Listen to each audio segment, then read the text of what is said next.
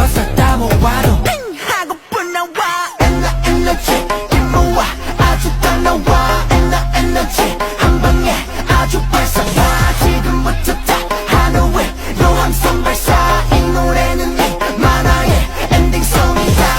Shalom semuanya.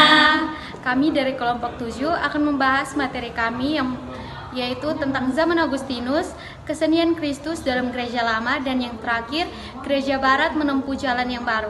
Namun sebelum itu, kami akan memperkenalkan diri kami masing-masing, baik yang pertama yaitu Febri dan saya Ica, dan selanjutnya ada Karipka, yang di belakang ada Katie, di sampingnya ada Lala, yang di sini Elis, dan selanjutnya Fami, dan yang terakhir adalah Tania. Selamat menyaksikan. Shalom. Baik, di sini saya akan menjelaskan bab 17 bagian 1 dan 2, yaitu Irenaeus dan Ambrosius. Pada bagian 1 ada dua teologi barat yang ternama pada penghabisan abad keempat yang bernama Irenaeus. Ia mempropagandakan keindahan dan kesalehan hidup rahib dan biara. Di sini Irenaeus ini adalah seorang yang sangat terpelajar sehingga dia mampu memahami 3 bahasa, yaitu Ibrani, Yunani, dan Latin. Ambrosius di sini adalah seorang bangsawan rohani. Ketika ia masih dididik selaku seorang kecemon dan belum dibaptiskan, ia telah dipilih menjadi uskup.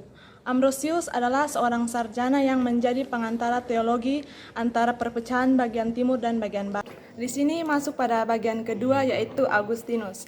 Pada perkembangan zaman Agustinus, ia memiliki pandangan bahwa manusia itu tidak dapat memperoleh hubungan dengan kerajaan Allah kecuali dengan bantuan gereja, karena di dalam gereja itu mengantarkan kita kepada Yesus Kristus atau kita dekat kepada Tuhan. Di sini Agustinus menaruh pikiran dan perasaan hatinya pada sebuah kitab yang bernama Confessiones. Kitab ini artinya pengakuan-pengakuan. Dalam kitab ini tertulis bahwa perjalanan Agustinus dari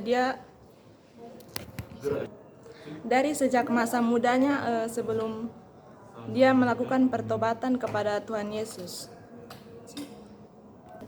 Dalam pokok kitab ini tertulis, engkau telah menciptakan kami untuk engkau dan hati kami tidak tentram sebelum mendapatkan ketentraman di dalam engkau. Oke, saya akan melanjutkan presentasi dari teman saya pada bagian 3 dan 4. Yang pada bagian 3 ini saya membahas mengenai hidupnya, dan juga yang pada bagian keempat itu saya membahas mengenai ajaran Agustinus tentang Allah dan manusia. Yang pertama ialah hidupnya. Agustinus lahir pada tahun 354 di Tagaste atau di Afrika Utara. Waktu itu bapaknya masih belum percaya kepada Tuhan, tetapi ibunya yang bernama Monica adalah seorang Kristen yang saleh. Waktu Agustinus berumur 16 tahun, pergilah ia ke Kartago untuk menuntut ilmu pidato. Kemudian Agustinus berangkat ke Roma dengan tidak mengindahkan permintaan Monica untuk jangan pergi.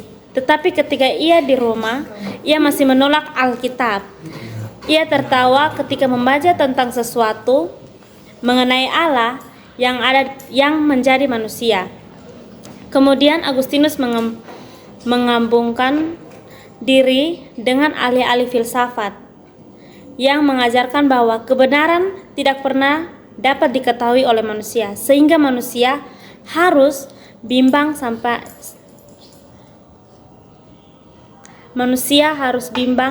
sampai kepada ajalnya.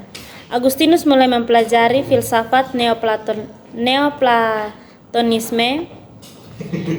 Pelajaran filsafatnya itu membawanya lebih dekat dengan agama Kristen. Oleh pembaca kitab-kitab ini kurang menaruh syak terhadap isi Alkitab. Bahkan ia mulai menyelidiki surat-surat Paulus. Lama-kelamaan ia sadar tentang keberadaan besar antara pandangan-pandangan oleh Neoplatonisme dengan berita kitab Injil. Yang berikut ialah ajaran Agustinus tentang Allah dan manusia. Teologi Agustinus masih terpengaruh oleh filsafat Neoplatonisme. Menurut Agustinus, Allah adalah zat yang sempurna. Kebahagiaan itu harus dirasakan oleh jiwa.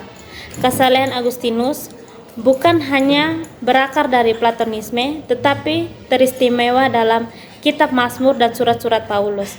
Menurut Agustinus, manusia tidak hanya memperoleh hubungan dengan Allah, kecuali dengan pertolongan gereja, karena gereja mengantarkan dia kepada Yesus Kristus. Baik, saya akan melanjutkan materi dari teman yang sebelumnya. Materi saya itu perlawanan Agustinus terhadap sekta Donatis dan juga perjamuan.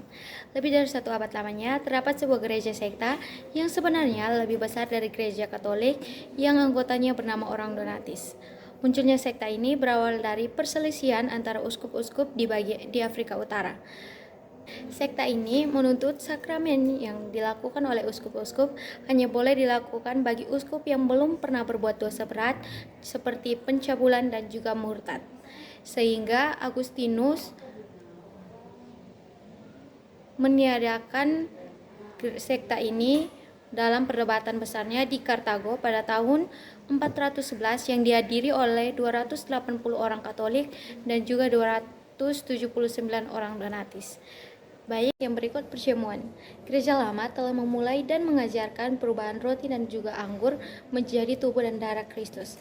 Ketika ditabiskan oleh iman, ia membedakan tanda-tanda roti dan juga anggur daripada yang ditandakan olehnya, yaitu tubuh dan juga darah Kristus. Hanya iman saja yang dapat menerima harta benda rohani yang terkandung dalam sakramen. Sakramen itu disebutnya dengan firman Tuhan yang kelihatan. Baik, saya akan menjelaskan materi tentang pertikaian Agustinus dengan Pelagius tentang dosa dan rahmat. Menurut Agustinus, manusia diciptakan oleh Tuhan dengan sempurna. Adam diberi kehendak yang bebas, sehingga ia dapat memilih sendiri jalan mana yang akan diturutinya, taat kepada Tuhan atau mengikuti kesukaan dan kehendak hatinya. Tubuh dan jiwa tiap manusia telah diracuni oleh dosa turunan dari orang tua kepada anak-anaknya. Sejumlah manusia yang tertentu dipilih oleh Tuhan untuk mendapat rahmat-Nya supaya diselamatkan kelak. Inilah ajaran predestinasi yang artinya tujuan hidup atau nasib kekal sudah ditentukan dan ditakdirkan oleh Tuhan sebelum manusia lahir. Kaum pilihan itu tidak dapat melawan pekerjaan rahmat Tuhan dalam batinnya. Teologi Agustinus semata-mata berpusat pada rahmat Tuhan yang bebas, yang mau mencari dan menyelamatkan manusia, walaupun sebenarnya dalam manusia itu tidak terdapat apa-apa untuk mendapat cinta kasih Tuhan itu. Pelagius adalah seorang rahib yang tinggal di Roma. Pelagius sangat keberatan terhadap ucapan Agustinus. Teologianya adalah dosa Adam tidak menghilangkan kehendak bebas manusia. Tiap-tiap manusia lahir dengan tidak bercacat, jadi dosa turunan tidak dapat diakuinya. Tiap kali kalau kehendak manusia berbuat jahat, ketika itulah manusia berbuat dosa. Dosa tidak diturunkan secara turun-temurun, tetapi teladan Adam yang jahat itu ditiru oleh anak-anaknya.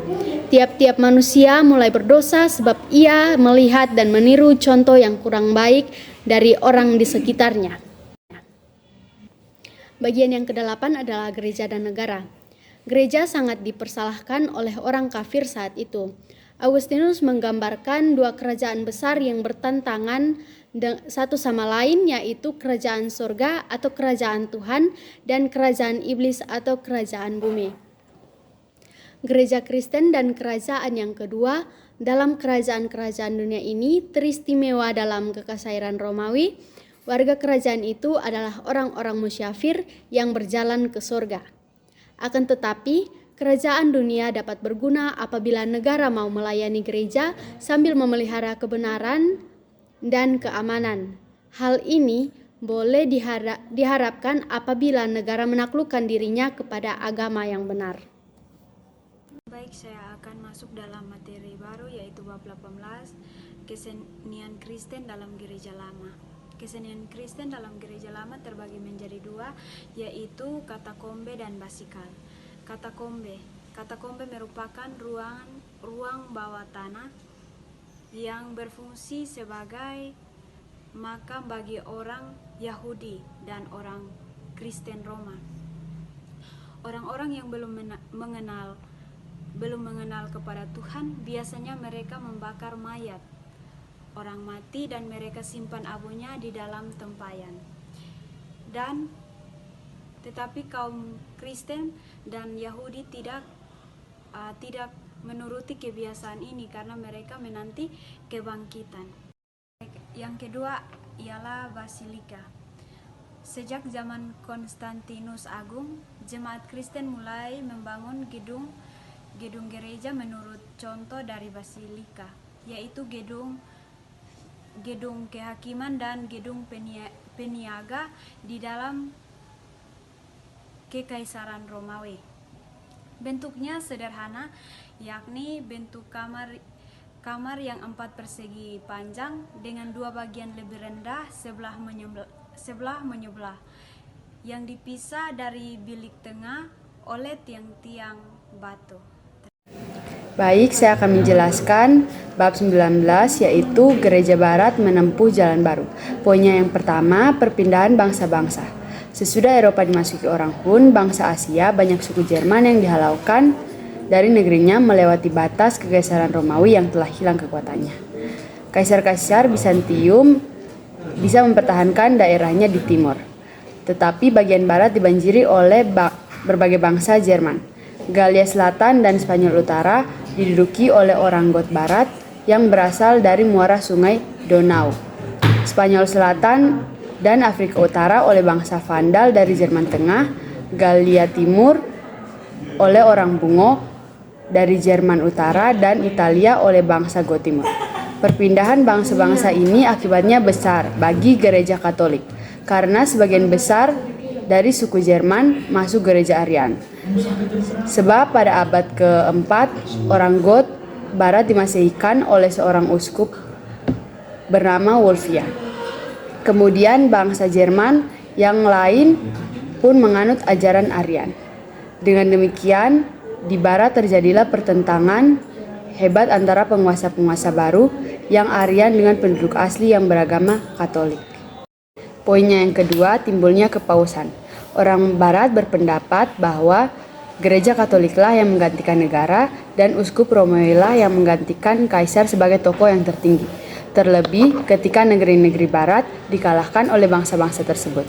Orang tak lagi mengharapkan pimpinan dan perlindungan, kecuali dari uskup-uskup Romawi yang berani dan kuat pendiriannya.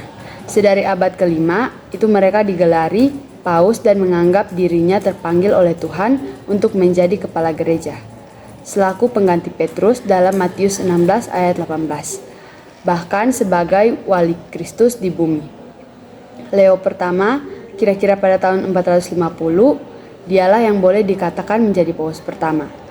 Leo pertama mempengaruhi konsili Kalkedon. Ia berani menghadapi Atilia Raja Hun ketika Italia dimasuki oleh tentara Hun pada tahun 452. Leo pertama juga menghubungkan erat-erat segala bagian gereja barat seraya memperluas kuasa dan haknya ke Galia Selatan, Spanyol, dan Afrika Utara. Baiklah, saya akan masuk ke bagian bangsa-bangsa Jerman masuk Katolik. Sebuah peristiwa yang sangat penting bagi gereja Romawi ialah pertobatan Clovis. Pada saat itu, Clovis melihat bahwa negara Prancis sangat genting karena rakyatnya sebagian Arian dan sebagian Katolik. Maka Clovis mengambil keputusan untuk dia dan rakyatnya masuk ke Katolik. Baiklah, saya akan melanjutkan penjelasan tentang Gregorius Agung. Gregorius Agung pernah menjabat sebagai wali kota. Menurut Gregorius, keselamatan kekal dihasilkan oleh kerjasama dengan rahmat Tuhan melalui amal, jasa, dan penelitian, karena dengan sumbangan saja belum memenuhi janji kematian. Yang kelima itu serangan Islam. Nah, gereja barat terus berkembang dan menyebarkan ajaran Kristen, sementara itu gereja timur kehilangan pengaruhnya karena penyebaran Islam pada abad ke-7 dan tidak dapat mempertahankan hidup rohaninya.